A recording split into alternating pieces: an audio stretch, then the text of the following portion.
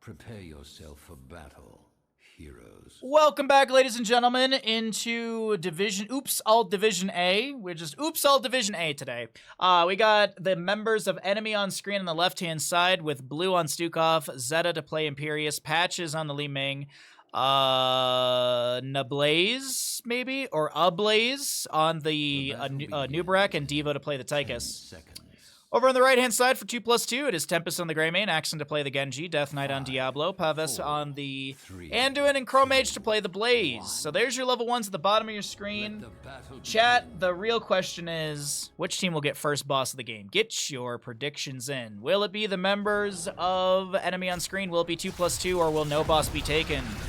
If you know the results, you are welcome to gamble. Just please don't give them away.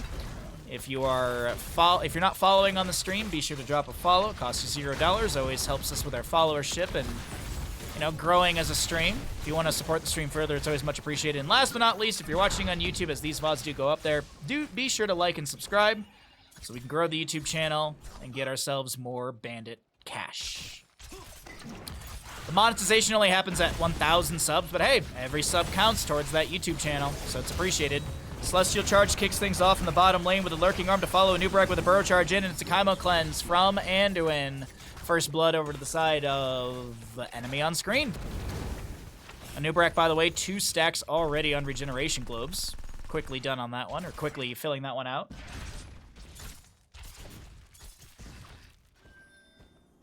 What's up, National? 2+2 is 5. I used to have, there used to be a, architectural professor at my university who was very, very, up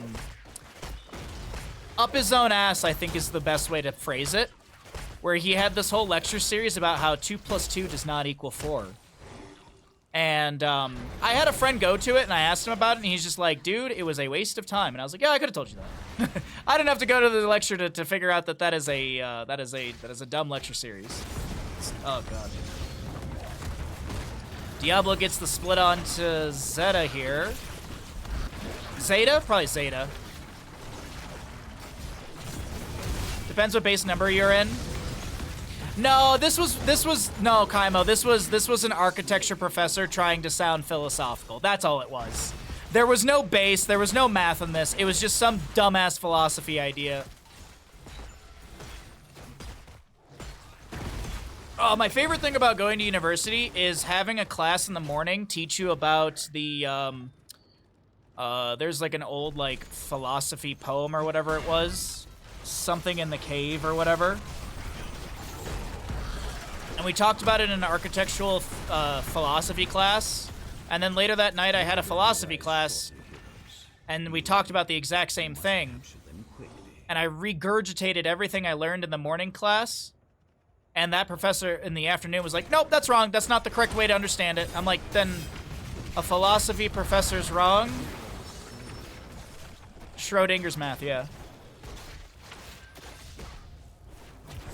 It was some dumb thing about a cave. I can't remember. But all I know is I dropped the philosophy class the next day because I didn't need that to graduate. I needed the architectural history and theory to graduate. Top left are going to be traded out. We actually see 8 shots go into the core of 2+2 and 4 shots into the core of Enemy on screen.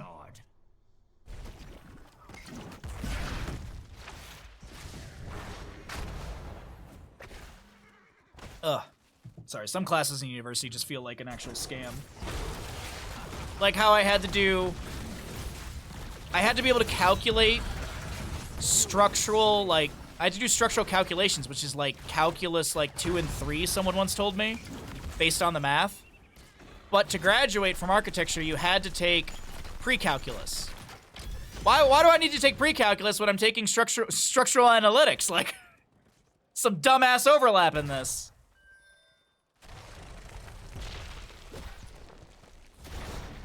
Plato's Allegory of the Cave. Yes, it was Allegory of the Cave. I fucking hate that allegory. Yes, Allegory of the Cave, you nailed it. Yeah, I couldn't remember. I was like, something with a cave. I pushed it out of my brain. The point of college is to learn right and wrong based on people's opinions and not to expand your own skill set, analytical capabilities, kappa, kappa, kappa.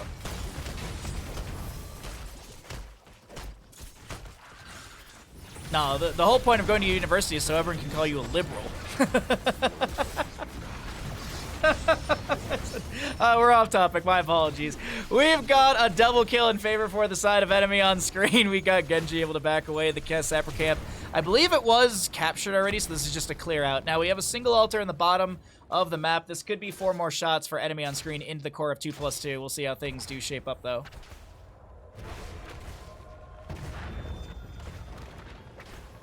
A lot of university felt like a waste of time, I'll be honest. But isn't, you know, isn't that most of the case of education in the United States? 4 more shots into the core of 2+2, 36 to 28. We're still leading to our blue side, but as we saw in a previous best of 3, it's Towers of Doom, it's anyone's game. 16 talent here is often the time when, if there's going to be a sort of rally for a team behind, that's when it should be happening with a kind of a bit of a boost in, boost with talent, sorry. 16 talent tiered, you know, the 3rd best talent tier of the game.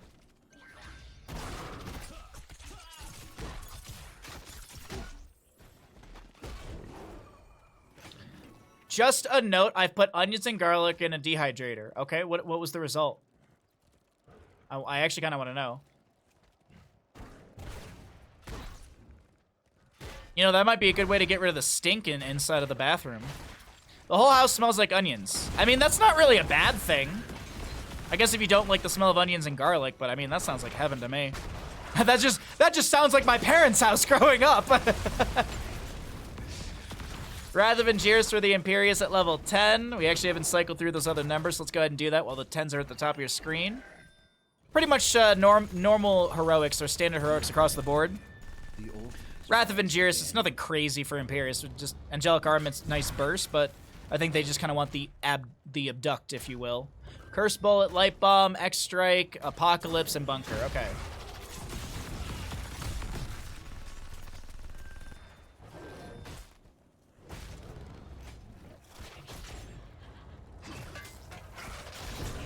Genji jumping around. Zeta, woo, getting low here. Big jet propulsion as the overpower comes from a Diablo. The Apocalypse locks them in place. And Imperius will fall. That will be the 2nd kill of the game to the side of 2+2. Maybe it was the 10 talents here that's going to be able to allow them to rally and get some damage into the enemy side cores. That's going to be a flailing swipe that pushes back the X-Strike Light Bomb combo. But I think Tempest gets the channel here. 4 shots go into the enemy core, while Tychus will get bottom. Actually, no. Devo should be interrupted by Blaze.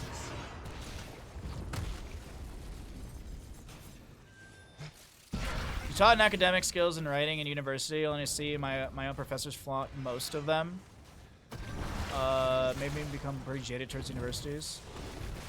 Yeah. Oh god, goodbye, Greymane. 32 to 24 in core HP. Celestial Charge not gonna land from Zeta there. You just put them in, you'll have the results tomorrow in 12 to 8 hours. Hey, come by the stream tomorrow, please. I want to hear about the results. I want to curious. Glad to be around, Yanthor. Glad to be around. I went to school so I could make drugs without going to jail or joining the cartel. Who's to say you didn't already join the cartel and you just didn't even know it? Hmm?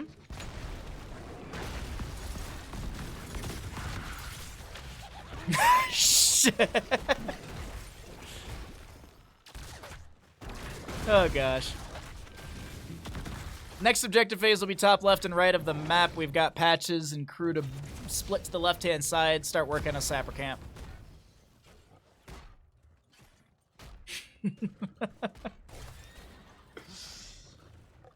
I'm assuming I should take that as a threat from the American cartel. Got it, Kaimo. Diablo looking to jump into the Imperius, the slow from the Blaze, the jet propulsion's there. Genji comes through with a Swift Strike, the X-Strike down on the ground. Light Bomb will stun one in place. We got an Apocalypse to follow that up. The Bunker starting to burninate the enemy heroes, but it's not enough to get a kill. Axon can't go in with a Swift Strike, even if they had it off cooldown. That would have probably been death. Trying to dump in there and get a reset into Imperius.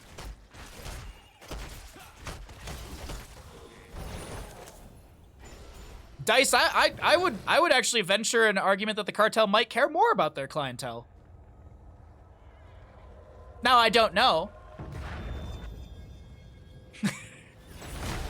But I like the fantasy where the cartel actually is just very, very concerned about their customers.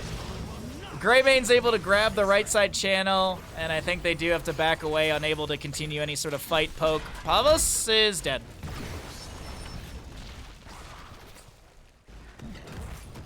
I would watch that movie where it's actually like a cartel, but they're very, very caring about the community, even though they're destroying the community with drugs. Like, it'd be, I don't know why, that'd be comical to me. It just kind of the back and forth of it all. Must keep everyone safe and alive so we can feed them drugs. I feel like this is a thing in some places. Oh, it absolutely is. It absolutely is. Boss? I want to make cool drugs that hopefully no one will ever need. Oh, well, good on you, bud. Seriously. Ugh. A cartel that fights fast food. They're all about the mom and pop truck in town, and the moment that Taco Bell comes in, that's when the cartel really starts to get angry. All right, the first boss of the game goes over to the side of enemy on screen. Chat. Come on, chat. Really? Wow, chat. That's disappointing. Disappointing in all of you. One Piece live action, yay or nay? It just came out today. Well, yesterday, but I was asleep when it came out, I think. I'm gonna watch it after stream. I'm gonna watch a couple episodes after stream. One of my friends who works in animation, she was all about it, but she's also a very big One Piece fan, so I'm gonna watch some after stream while I make some curry. A light bomb, not able to step in with that one. Diablo kind of locked in place. Apocalypse was used, kind of a trade on heroics here. Patch is getting low, and Genji will be able to get the kill, but can he get away? Yes.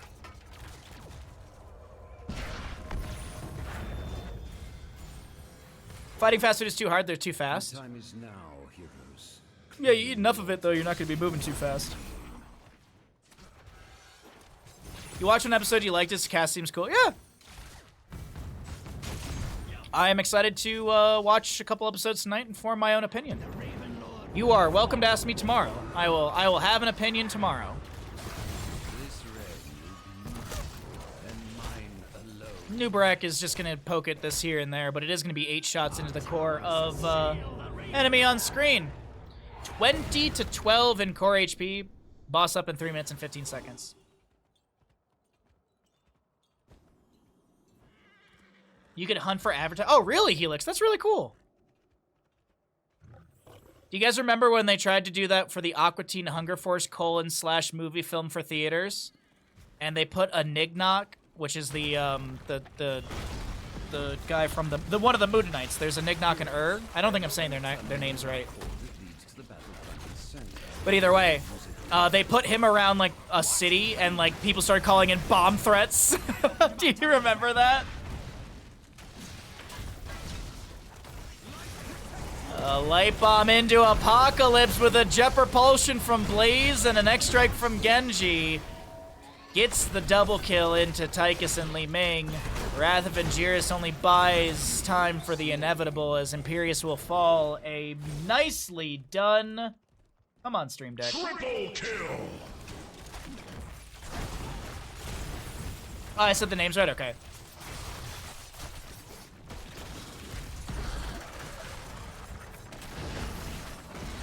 Oh, yeah, Yakuza stuff. Yeah, Yakuza stuff's confusing. A Nubrak falls underneath his own tower. It seems like the members of 2+2 are unkillable in this later game.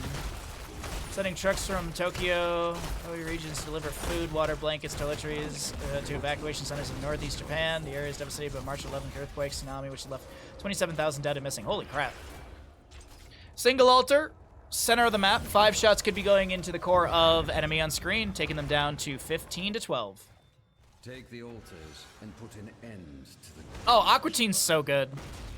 They actually had a new movie, Aqua Teen Plantgasm or whatever it is, that came out like late 2002. I just showed it to my friends when they were over on Saturday. We watched the Metalocalypse opera, and then we watched the movie as well. And so we watched that. I was like, hey, if you haven't seen it and you're here, like, we can watch it. And I remember we were watching it. My friend's girlfriend turns to me and she goes, "This is rough." And I was like, yeah, it is. It gets better towards the latter half, but the beginning of that movie is rough.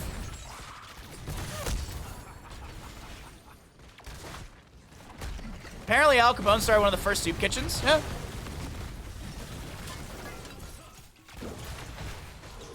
For as awful as Al Capone was, he did okay things.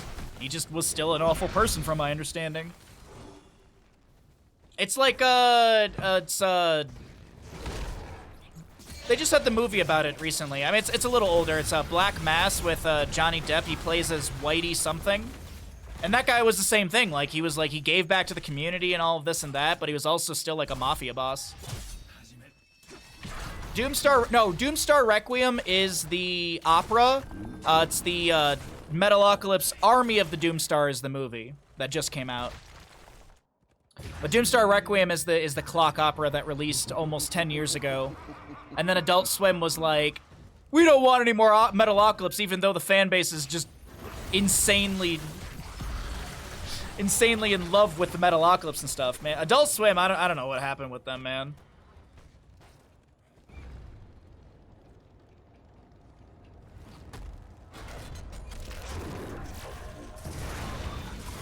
There was a new one, the Metalocalypse Army of the Doomstar, which is the movie that we've all been waiting for almost 10 years.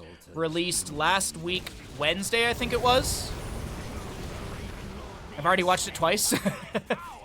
12 to 12 in core HP. I'm a bajillion years off of topic on this one. Slow from the blaze, the jet propulsion in, the light bomb huge as well. Genji goes in with the X strike. Does have living weapon level 20.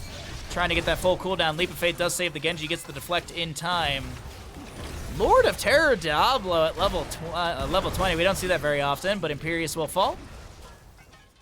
And I believe Anduin gets 3 shots into the enemy core. This will take them down to 9 HP.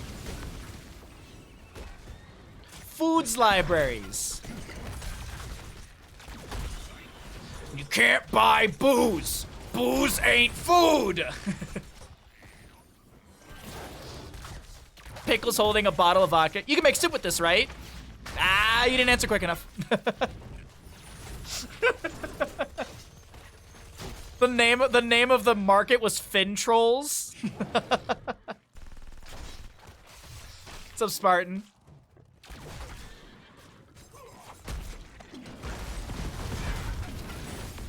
One of the most famous thieves in history gave his ill-gotten gains to the poor. Robin something. Oh, yeah, Batman's assistant. Yeah. Well, it's 20s apiece. Big red button. Double objective phase coming up next. Yeah, double objective phase coming up next. 4 in control on both sides, as we have the Headless Horseman. The boss is up and available. 5v5 in the mid lane. Just about every heroic's off cooldown.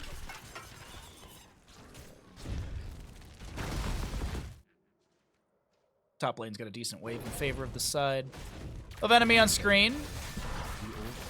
Nubrak gets 1 little hit with the Impale. Does have Rewind at 20. Just checking quickly, is it off cooldown? Yes, it is. These are traded, I assume? I mean, 4, 8, 12. If you get all 3 on the side of 2+2, you win. I mean, realistically, either side who gets both objectives and boss wins. So one big team fight could be what they need, or it's just going to be trading. Play's still soaking up and pushing back the top lane.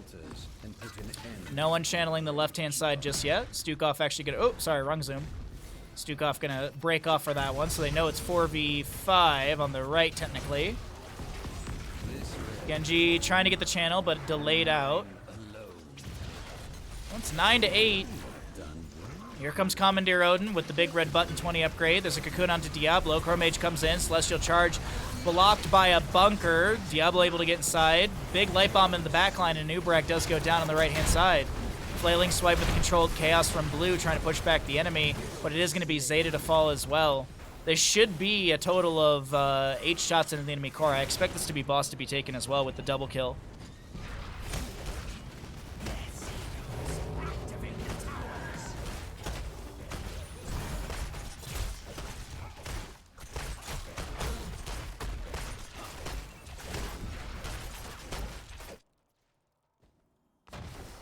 All right, 4 shots from the boss in the mid, excuse me, top lane. A singular HP remains on the side of enemy on screen. Next objective phase is what? Singular in the bottoms of the map.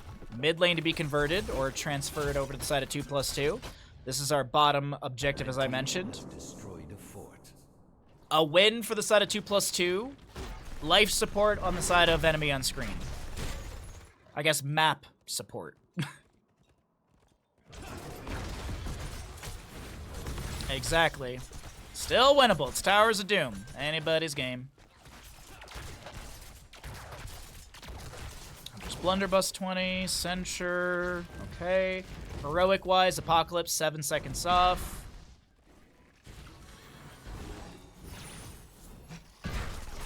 Mid lane. Okay, mid lane back over to the side of enemy on screen. 2+2 might be able to take down bottom bell tower, which would be good lane control. Nubrak burrows in, stops the charge of this sapper, and Tyke is able to get the auto attack damage. All right, there you go, War. You got your Nubraks done with Regeneration Master at level 1.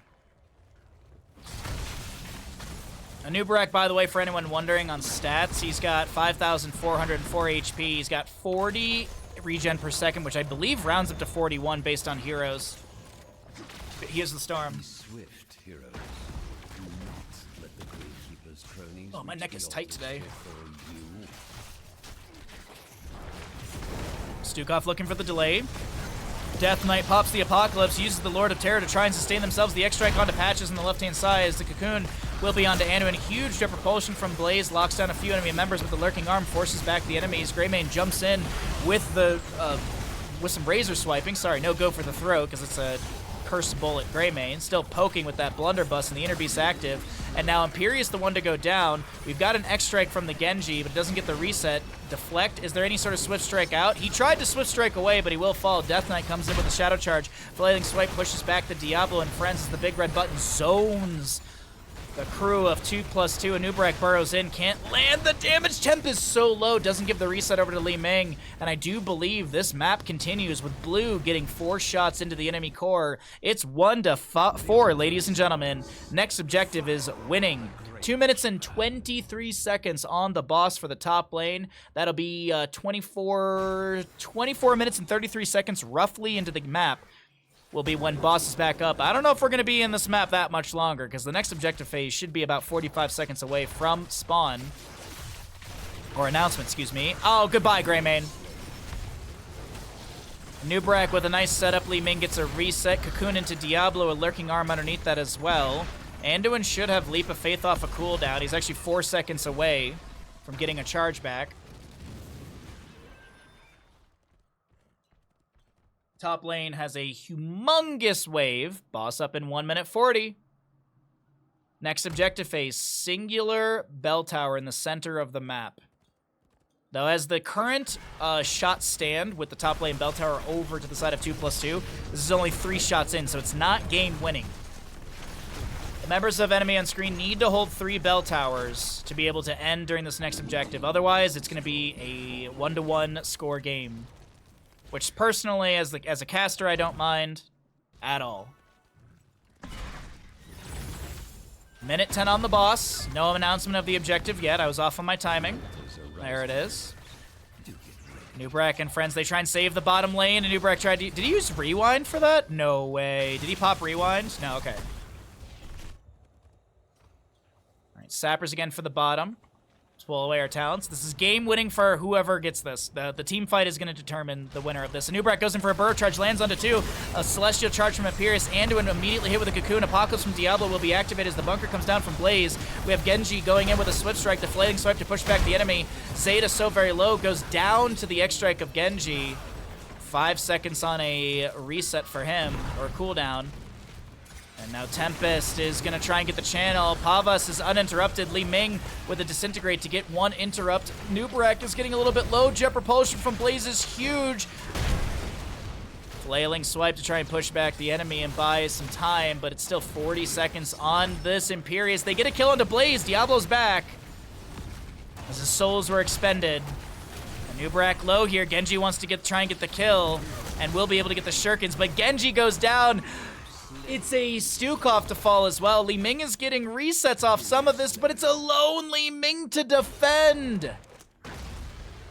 And I think, ladies and gentlemen, this map number 1, all right, so Li Ming's gonna try and get a delay. She doesn't get it in time. The shots go in, and 2+2 take map number 1 in our 5th best of 5 of the day. GG, well played. A fun game number 1.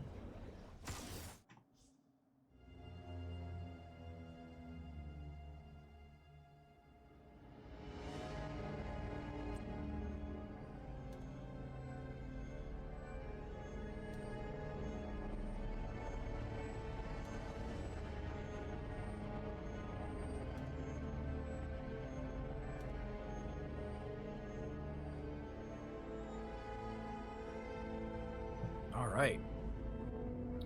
Let's go ahead and bring it on back to Bandit and I. We'll get rid of a tiny block of ads, and then we'll get going into our next map. This is a really good series so far. Good back and forth, a tight game number 1. But it will be the members of 2+2 who are victorious. They hold strong, and map number 1 goes over in their favor. Let's go ahead and get ready for Karst Hollow, map number 2. Players are on the same side. You love to see it. A fairly oh, where's Big Scary Duck? Where's Big Scary Duck? He'll be happy about this draft. Where is thy Big Scary Duck? Where are you, bud? Oh, God, my neck today. Oh. Okay, let's see. Level 1s.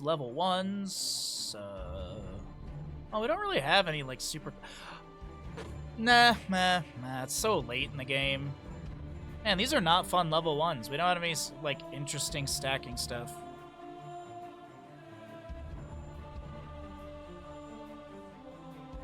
Sorry, I want to check something really quickly. Ship to South Lake Tahoe. Okay, good. Oh man, I'm so excited. I'm so excited to get the books that I ordered. Really excited. I haven't been excited for a novel series in a while. Really looking forward to this. What do we want to do for a gamble here? Nothing good at level 1s. There's no baseline questing. I don't know, man.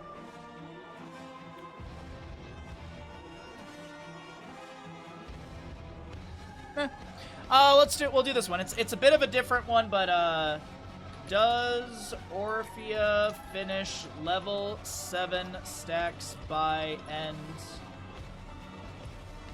Yes. 7 talent stacked. No. Unstacked 7 talent. All right. I think that's abundantly clear as to what it's going to be. Orphea's going to go into Mind Devourer at level 7. She's going to need to hit 30 enemy heroes with her Eruption, the E. So we'll do a prediction for that one. I'll start it once I introduce the teams. The ads are done running. Let's get into this, everybody. You're excited for me. I'm excited for you to be excited for me. On the left-hand side, we have the members of Enemy on Screen with a Nubrak played by Star Fox. Patches playing the Orphea, Zeta on the Ragnaros, Devo on the Hanzo, and Blue to play the Anduin. For the right-hand side, we got 2+2, looking for a quick 2-0. Oh, that's another 2. Could be 6. We have Tempest on Greymane, Axon to play the Sylvanas, Death Knight on Diablo, Chromesh to play the Dahaka, and Pavas on the Stukov. Now, Ophrya. I don't know why we're pinging around the map. I don't know what we're doing here. Anyways, we've got a Chromia level 7 questing talent prediction. Chromie, oh my god, I keep saying Chromie. Orphea, small other woman is going to be building up her stacks at level 7, so go ahead and get your gambles in if you'd like to predict, will she finish that level 7 talent by the end of the game, or not? It's as simple as that, yes or no.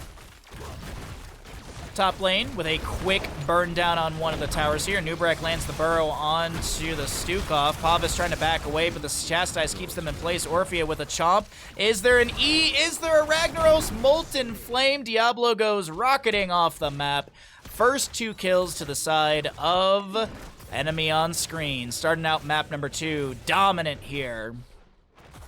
All right, we got some good gambles. Some good gambles still coming in for the Orphea. Maybe that first double kill motivated some of you to be like, you know what, that Orphea, she's going to pop off this game. I have no idea whether or not she finishes that quest. It's not super difficult, but it's not also the easiest quest. Definitely think it's a lot easier than finishing out the bile drop from Zagara. Still just hitting 30s a lot. Edzed. Exactly, hostile. Edzed.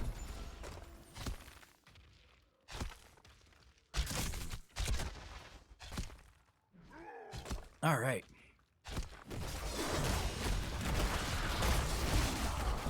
Speaking of, sorry, Hostile, you reminded me, I need to message Cat Peach. I need to see what she's going to be getting up to.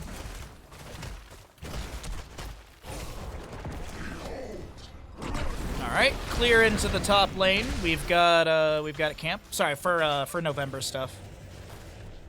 Maybe if Bandit and I are going, that'll also motivate her as well. Yeah. Not, I don't know, that sounded negative. I didn't mean it that way. She's busy. She's got other stuff for Thanksgiving to do, but maybe we can convince both of them to come over to your place.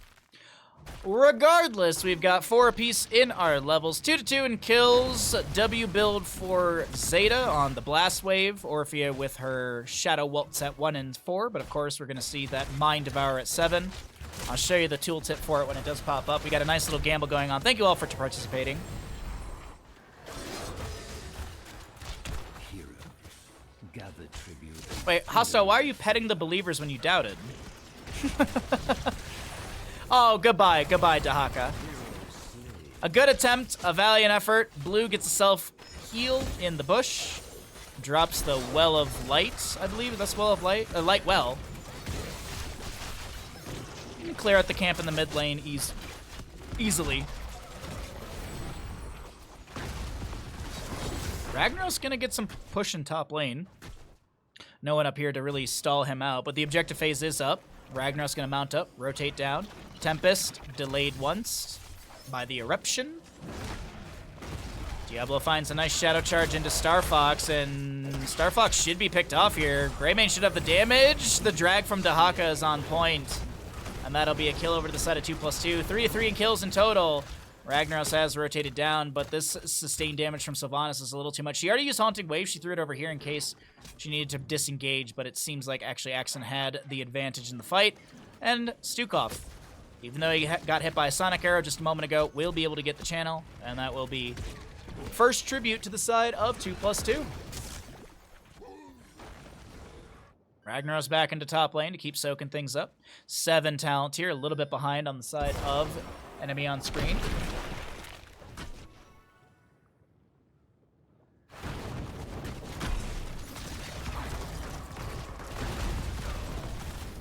Just still waiting.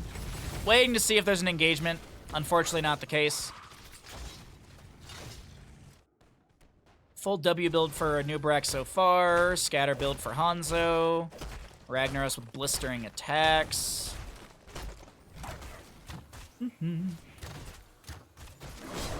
also see the Symbiosis at level 7 for the Dahaka, but he's not going to go Hero Stalker. He's going to go the one who collects. Orphea, I'd like you to take your level 7, please. Much appreciated if you could. Hold that control button down, Devo. Oh, not Devo, sorry. Misread the model completely. Underneath Ragnaros' patches on the Orphea. 69 souls on the Diablo currently. Does have the Soul to Flame. Burrow Charge from Star Fox to initiate. An immediate pickup onto Mind Devourer and 3 stacks already. A 10th of the way through, chat.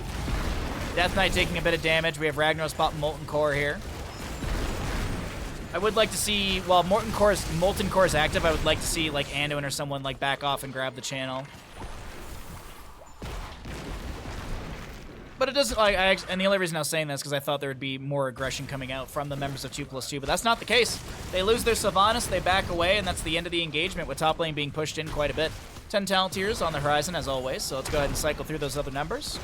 Get an idea of what the damage healing experience looks like, as that's going to be Death Knight getting dove on by Star Fox, but that's tower shots into the Anubarak, who needs to back away. Orphea trying to jump in and finds the kill into Diablo with a few autos.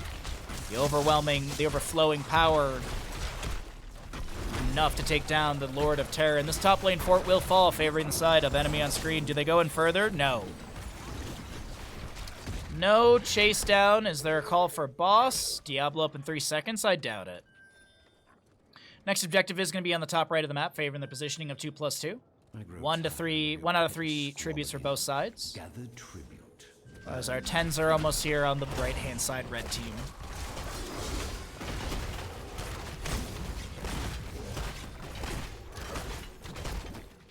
Siege Giant's still fairly healthy in top lane. Camp to be grabbed over here on the left. Are they going to give objective and go boss is the big question. I doubt it. I doubt it. Lava Wave, Dragon's Arrow, Light Bomb. Does he get the spawning wave? He actually might get the spawning wave here. It's pretty close. Or if you're trying to chase down Death Knight, Dragon's Arrow coming through as well. Sorry, this is just a check for myself really quickly. Missing the spawning wave by a few seconds there, but it's not that big of a deal. Bottom lane's pushed out. That's going to be a light bomb in from a Anubarak, and they get the double kill. On the left-hand side, Ragnaros is isolated. Hanzo gets the agility over the wall, and nicely done. Orphea trying to chase down Axon over here, but Patches needs to back away. The scatter arrows are okay. Anubarak, does he have the CC available? Hanzo, yes, they do. Oh, wrong button. Wrong button for a second there. And they'll tag boss. Death timers are low, but they can probably burn down this before the respawns and the positioning is in place by the members of 2+2. I say probably. We'll see what actually happens. Orphea, by the way, 10 out of 30 stacks on her Mind Devour. Are they going double boss, or do they push in top lane with this? Anubarak burrows away. He's going to get full on HP and mana. Orphea a little bit low. She could probably use a bit of mana for herself. Maybe she has the well tap available. We can check really quickly. 19 seconds on a well for her. Boss in top lane is going to start working on this keep front gate that was already softened by the Siege Giants that were grabbed earlier. Speaking of Siege Giants, Devo finishes out the camp. And we'll be able to mount up and join the allies. Does have the Dragon's Arrow, so if he wants to rip this across the map, it is possible for Hanzo. Or they could just give this away. It doesn't seem like enemy on screen want to take this passively at all. The blue dot right here is the range of Ragnaros' Molten Core. Axon is going to hearth out completely to make sure that they clear out that boss in top lane. Tempest is not going to be delayed by Hanzo, as the Dragon Arrow will connect into a few frontline members. Sylvanas able to get the whole hearth out as the boss is on keep. It's going to get it down to maybe around a quarter, or excuse me, we'll maybe get a quarter of the HP off the keep here. Actually, that boss is wailing in through top lane with the help of a catapult, so below 50%. And now a boss to be grabbed for bottom, a Ragnaros Molten Lava Wave through mid. Let's see how much this Lava Wave can get for Ragnaros. Does he get the spawning wave? Yes, he absolutely does. Nicely done. And the boss for bottom does go over to the side of enemy on screen. 2 out of 3 tributes for both sides, and it looks like a bush party's being set up. 12 to 14 in talent tiers. Oh, I feel like, yeah, they're going to eat this curse. They can't do anything. They can't get 13 and rush down there quick enough. Dahaka showing top, but he's got Brush Talk assumed. Star Fox actually going to anchor further out. Going to go get Vision. Anubarak is seen. Yeah, they're going to try and clear out the bottom lane boss for a second there. Ragnaros gets the channel, and the bottom shove begins. 12 stacks for the Orphea currently. Boss and bottom is still above 50%. I'd argue somewhere around the 60% in its HP. 13 talent here, almost here. Dahak is actually going to grab that in the top lane. Could brush talk into this fight in bottom, or just split pressure in top lane, try and take down a fort of their own. And I feel like you want the Dahaka here, especially against a boss that isn't really being cleared out by, or doesn't have additional tower shots up against. Light Bomb, they're going to focus onto Diablo here. Anubarak burrows in onto Tempest. There's a Eternal Feast. Gets a couple little ticks and Diablo's health bar reduced to 0. His souls will be expended. Agility over the keep right now. Devo looking for more damage. Dragon are up in 50-some seconds. We have Ragnaros popping Molten Core. Are we looking at an early map number 2 to the side of enemy on screen? The shielding is starting to drop. Damage from the boss is good so far. Below 80% on core HP. Diablo will go down. No souls to expend this time.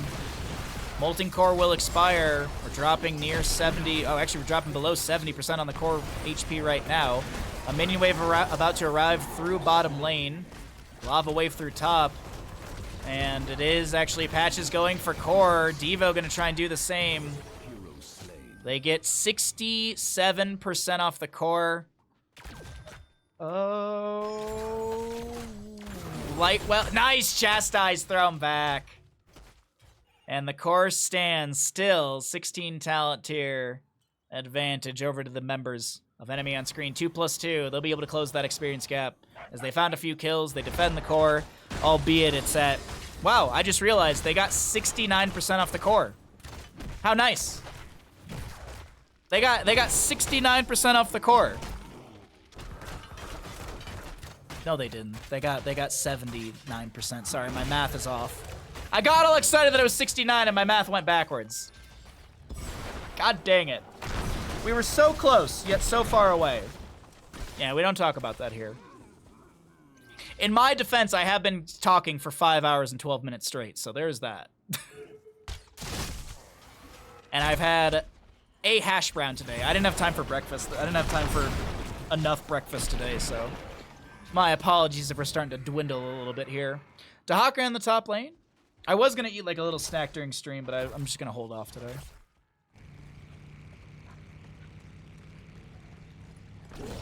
What's the HP with shields? 13,000 out of 18,400. Yeah, 13,060 out of 18,400. So unfortunately, probably not 69% still. Dragon Arrow went somewhere. They were trying to take down Dahaka before the brush talk happens. Right? Yeah, I used brush talk just now.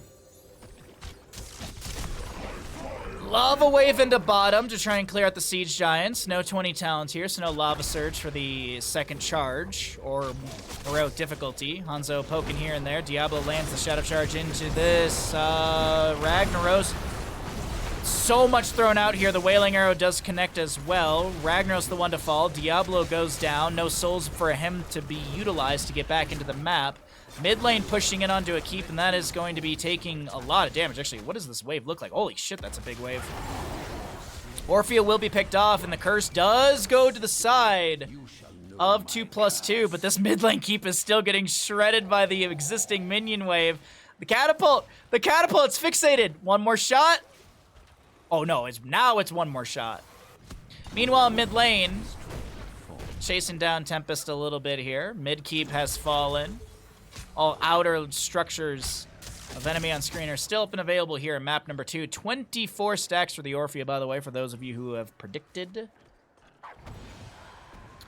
For those of you who played along with our channel points, redemptions. Channel points, redemptions. Oh, wordings.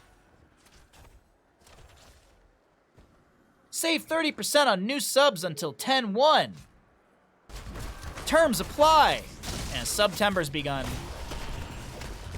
Nubrak burrows in. They want to try and steal away the boss. Yellow comes in with a shadow charge. The light bomb is not going to be able to get the stun they need, but can they get a kill? Oh, this is too aggressive. Oh, it's too aggressive. Nubrak and Anduin to fall. Oh, that's a rough go for the side of enemy on screen who have been controlling this map so very well and controlling the team fights on top of that.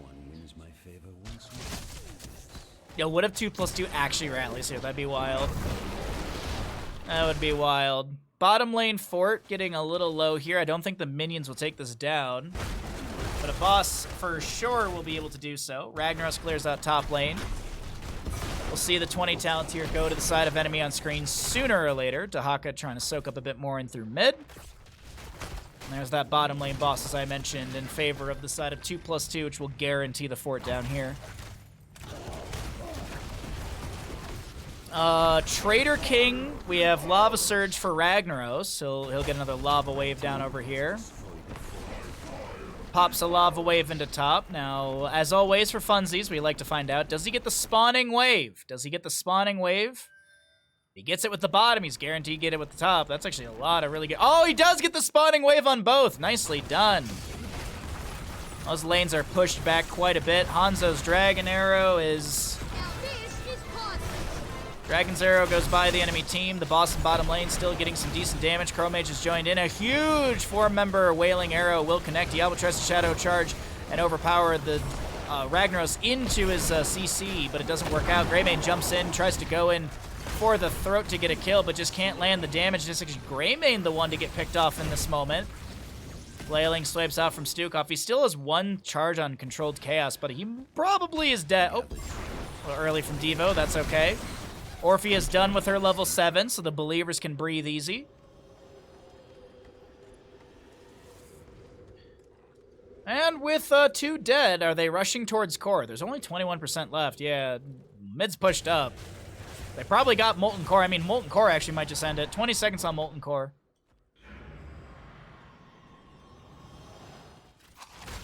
Drag with the... No, there's no elongated tongue, just the max range. Goodbye, Chromage. Okay, Death Knight seems like he's the target instead of the core. Ragnaros with another lava wave coming through. Dragon Arrow, Light Bomb, Hanzo, Natural Agility, and that is map number 2 going over to the side of enemy on screen. Ladies and gentlemen, we got a series on our hands. Who will take it? We're going to find out next.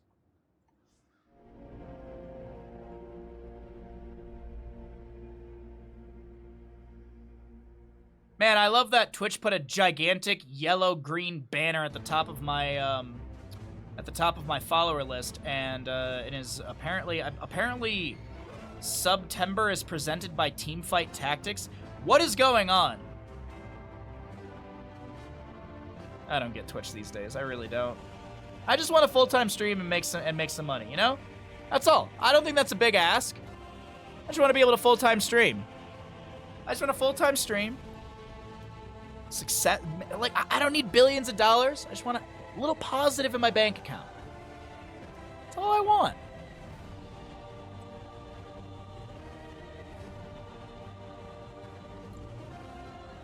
But apparently, because I don't really care for Riot games, I've made a horrible mistake. Yes, level 7 is stacked. Level 7 did stack.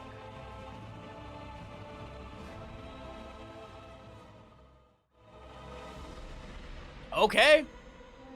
Let's get rid of a block of ads. Let's get our next map loaded up. And let's remind you that, did you know that if you're Amazon Prime, you got Prime Gaming? If you've got Prime Gaming, you got free sub here at twitch.tv/Bahamut Gaming. Get yourself some ad-free viewing, get yourself some amazing emotes. And you, yes, you at home get to support Bandit. Isn't that just the best? I guess if you want to punch Jeff Bezos in the face, you could use your Prime Gaming, where John Cena will then appear in Jeff Bezos' house and give him a close-handed slap. Right in the nose. Right in the nostrils. Right in the nostrils. Just right in the nostrils. If you know this, then why do you serve him? Because he paid me a freaking fortune, you moron. It ain't a prime, but I'm taking it. You got paid? Amidst the waves so deep and wide, a love unfolds like the rising red-headed man and a shark so sweet. In a world of wonder, their eyes every smile, a spark ignites, in the depths. Their connection takes coral kingdoms and endless blue, love binds them, forever true. Tatsuki or love you Baha less than 3. Tatsuki, thank you for the 56 months and the very, very beautiful message. That is kind of you, my friend. That is very, very kind of you, my friend. Thank you so much for that. That's very sweet. I appreciate that a ton. Love you too, bud. Wish only the best for you. That was romantic. I'm swooned. I am swooned. I'm swooned. There's a Kael'thas. Convection? Pff, coward. W build Falsta or W build Vala? Why not? Why not? W build Vala. We'll do some stacking for her. Big swoon. How many W stacks for Vala at, for Vala? Let's make it a meme. 69 or more, 68 or less. We'll make it a meme, chat. Thank you again, Totski. That was really, really sweet of you. That was actually really, really nice. Thank you.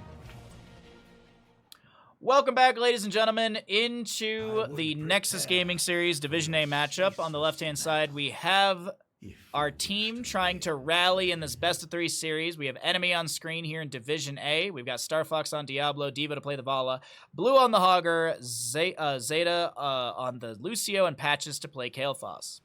Spoilers, it is unfortunately not a Convection Kael'thas. To the right-hand side, we got 2+2 trying to keep their victory going. They did win map number 1, lost the previous map, and we'll see what happens here on Sky Temple. Chromage to play the Sonya, Death Knight on Muradin, Axon to play the Hanzo, Pavas on the Anduin and Tempest.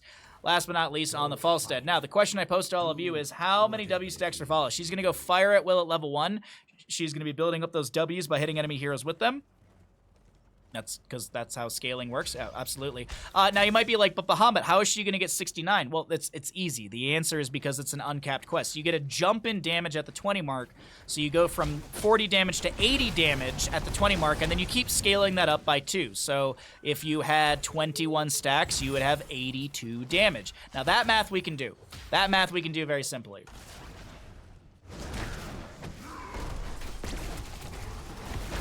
I feel bad for Will. Why does he deserve to be fired at? Poor Will. You know what, Pocket Infinity?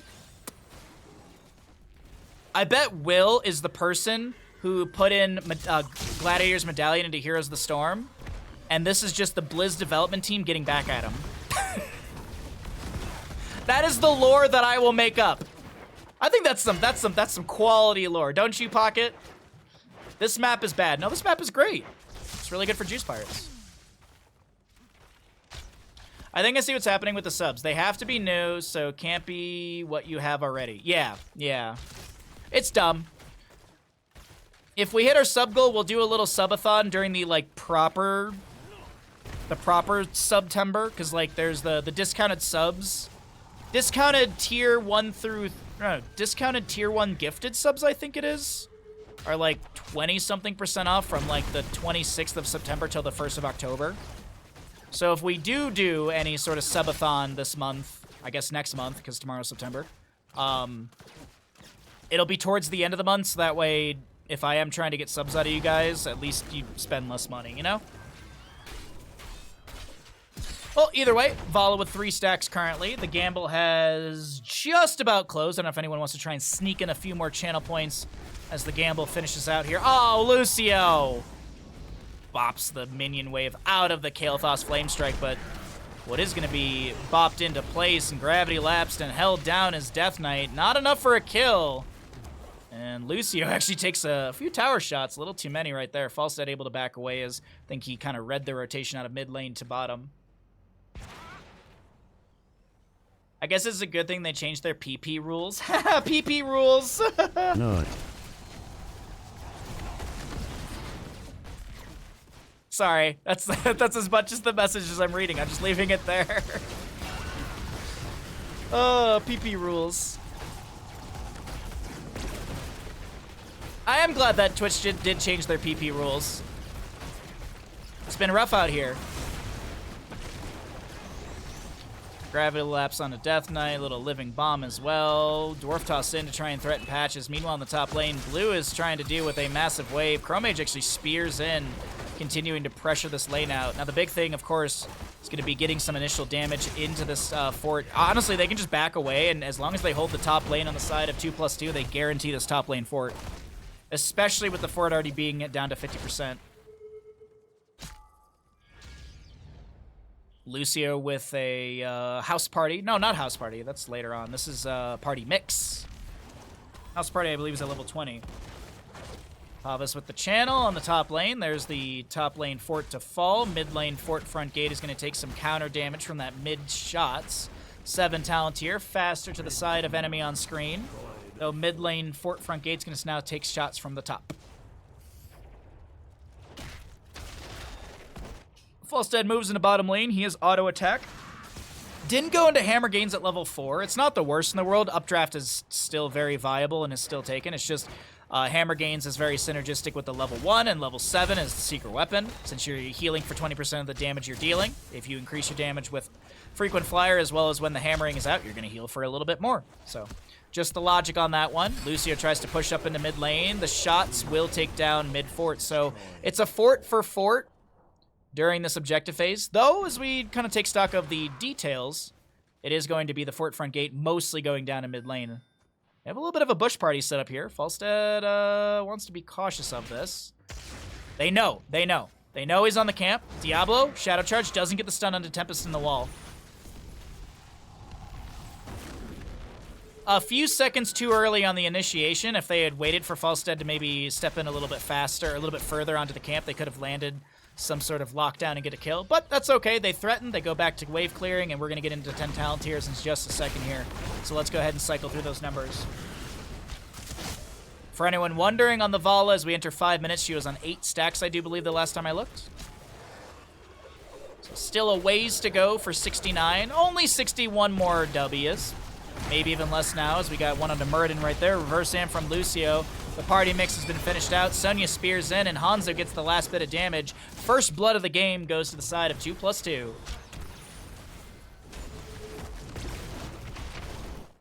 Sonya spins in through mid lane, clearing everything out right here.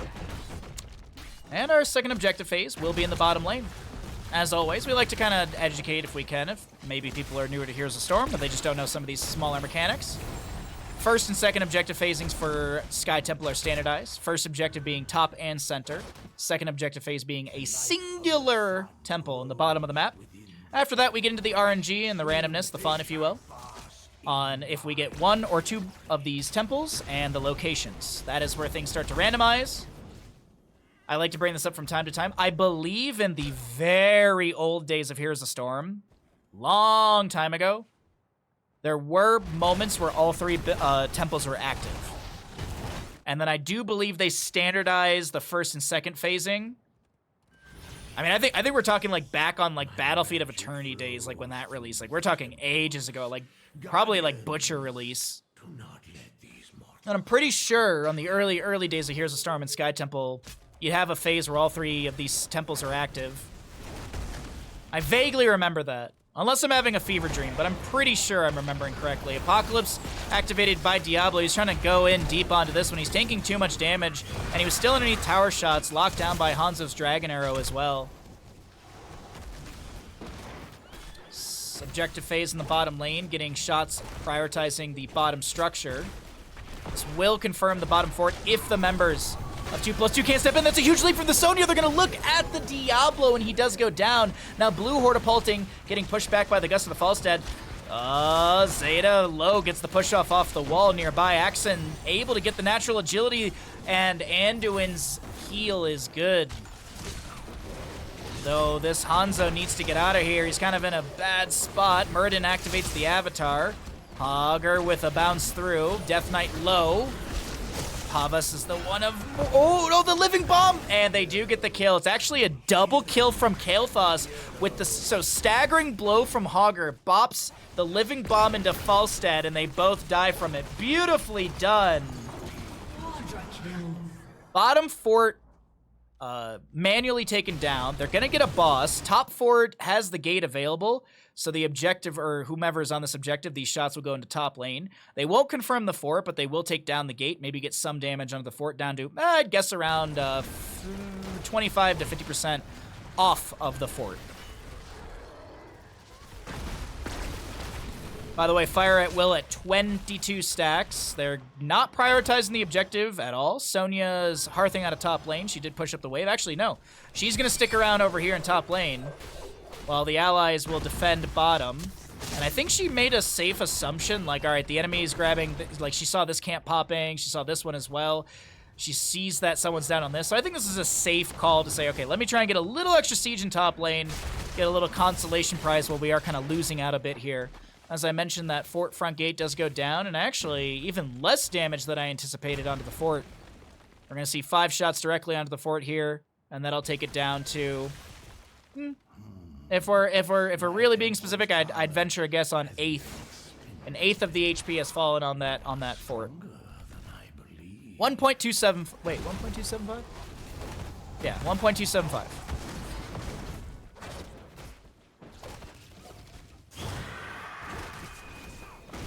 Was that a quadra kill or just 2+2? That's clever. I like that. Oh, you get a honk. I meant to do the CSI, yeah, but you got a honk instead.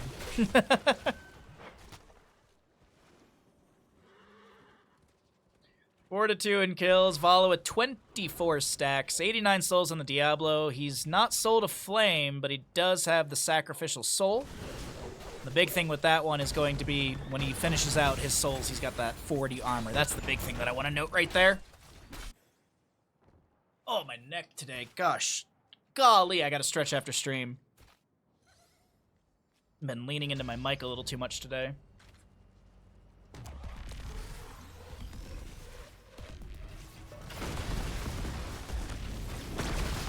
Okay, just kind of holding off right now, seeing what we're going to have as a setup here. Next objective phase will be double in the center and the bottom of the map.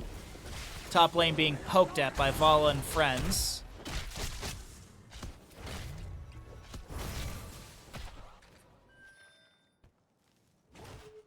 Okay, top lane fort's held on to for now. But it is enemy on screen who are encroaching onto 16 talents here with a level lead over the enemy side. Diablo 1 soul away from being able to have that extra armor, as well as his buyback as well. And then also, I mean, it's just Devil's Due gets that last bit of increase.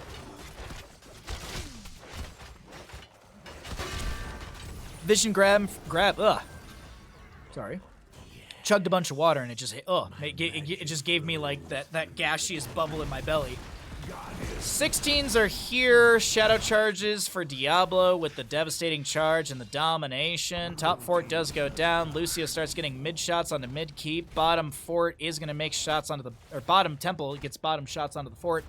Minute 55 on the boss, so we're looking at just about 13 minutes. Somewhere around the 13-minute mark, maybe just on it, is when the next boss will be up and available in game time at the top center of your screen. Hanzo, Dragon Arrow, Gus from Falstad to push back the enemy. Diablo still gets the distance on the Shadow Charge. Death Knight displaced from his team. A bop from Lucio slows him down. The reverse amp as well. The Rain of Vengeance keeping him in place. The Sound Barrier from Lucio. Does he have a push-up? Does he have heavy casters? Doesn't look like either are available. We do have Vala and Kael'thas still trying to chase things down. Ignite at level 16 from Kael'thas. That's not right. Yes, it is. Yes, no, that's my brain. 4 to 2 in our kills. Still the members of enemy on screen with the lead here on map number 3 in our 5th best of 5 of the day. Star Fox going in onto Hanzo, gets the overpowered Shadow Charge back into the Shadow Charge towards the enemy team. Hanzo goes down, the Phoenix thrown out from Kael'thas, a Phoenix that actually does something in Heroes of the Storm. And Blue getting the last bit of channel from the mid lane. The rest of the allies, 50 seconds on boss. So yeah, 13 minutes and 2 seconds, I do believe, is when that boss will be up and available. But these last shots from mid and bottom going into the side of 2+2. So far, enemy on screen looking like the dominant team here in map number 3. But anything and everything could flip immediately with the 16 talents here being equated or at least hit by the side of 2+2. Parity in it, and at least the talent here has been found. Stone Form for Muradin. He's got Healing Static, which is synergistic with the level 4 Reverberation or the Thunderburn. The light fades from my Reverberation's actually the yellow or the bluish whitish one on level 4. So Muradin with more sustainability through his 13-16. Stoneform, as I mentioned. You've got the Glyph of Faith for Anduin. Afterburner on Falstad. Giant Slayer on the Hanzo. Could be huge into Diablo, as well as the Giant Slammer for Sonya. But the fight is about to break out. Let's see what happens here. Hanzo, natural agility over the well to get away from the enemies. 5 to 2 in kills, favoring the side of enemy on screen. Just looking at the minimap really quickly. Boss is up and available. Next temple phase will be double. Top and center of the map. Are they feigning boss? Looks like it on our side. Yes, they are. Okay. I feel a sneeze coming, but I just don't know when it's going to happen. So bear with me, chat. Careful. Falstad has Gust up and available. Patches to be scouted out with a Sonic Arrow from Hanzo as well. The reason we're hearing little dings is because we're on Tempest Vision. That's the Falstad picking up auto attack stacks at level 1. 35 currently. Did go also percent base damage at 13. We didn't really talk about that with the sustained wins. As I had mentioned, Gust is up and available. Sound Barrier, just about actually every heroic is up and available right now. Blue sees this. Is he going to Hortapult in? They're waiting for the Falstad Gust. The Light Bomb is there. The Sound Barrier from Lucio, but they wait just too long for all of this. Falstad doesn't even use Gust. The Apocalypse activated by Diablo. Sonya, the first one to fall in the engagement. Pavas low does get the assist of Falstad's Gust. The Leap of Faith pulls Death Knight out of a bad situation, but oh no, the bounce is immaculate from Blue, staggering blow, and Muradin to fall. 2 kills make it 3 kills, and the members of enemy on screen, I think they want to end here. I mean, it's 40 seconds for 2 enemies. Sonya up in 24. Diablo has found himself a Hanzo. If Vala and crew can get the last autos, it's a quadra kill. After losing the boss, you cannot be upset about that trade. Diablo uses a minion to shadow charge in. Falstad, the lone defender for 7 more seconds. Patches.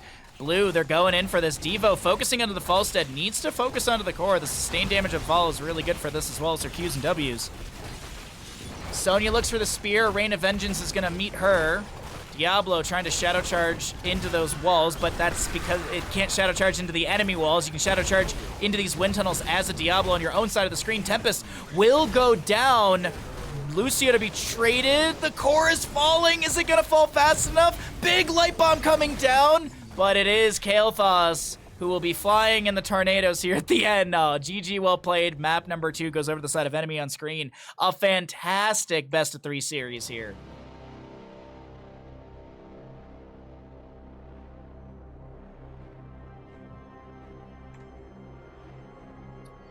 How many W stacks for Vala? Hey, she got close. She was 30 off with 39.